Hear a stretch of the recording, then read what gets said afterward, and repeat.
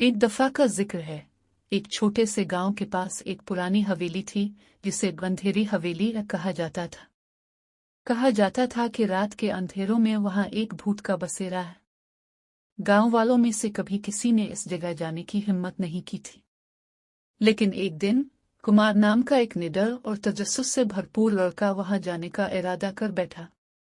रात का वक्त था, चांद आधा बादलों के पीछे छुपा हुआ था और जंगल के दरख्त हवा में सरसरा रहे थे। कुमार एक मशल लेकर हवेली के अंदर गया।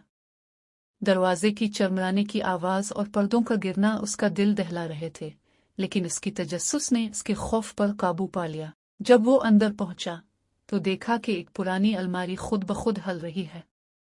कुमार ने अलमारी के पास जाकर देखा तो एक डायरी मिली।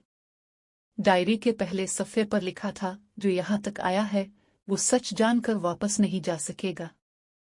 कुमार ने डायरी उठाई और जैसे ही इसने अगला सफ़ा खोला, हुआ तेज हो गई और एक सफ़ेद रोशनी के साथ एक भूत सामने आ गया। वो भूत एक बूढ़ी औरत का था जिसके चेहरे पर गम और गुस्से का मिला जुला इजहार था।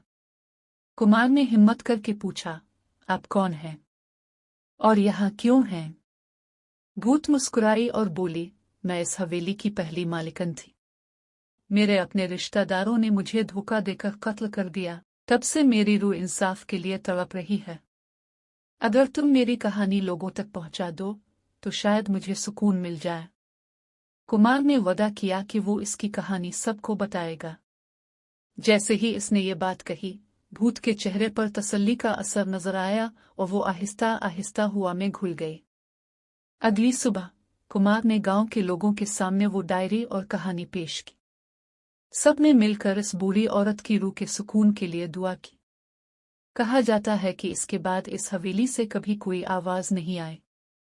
और इस तरह अंधेरा कुमार ने एक भूत को इंसाफ दिलाया और उसका राज हल कर दिया।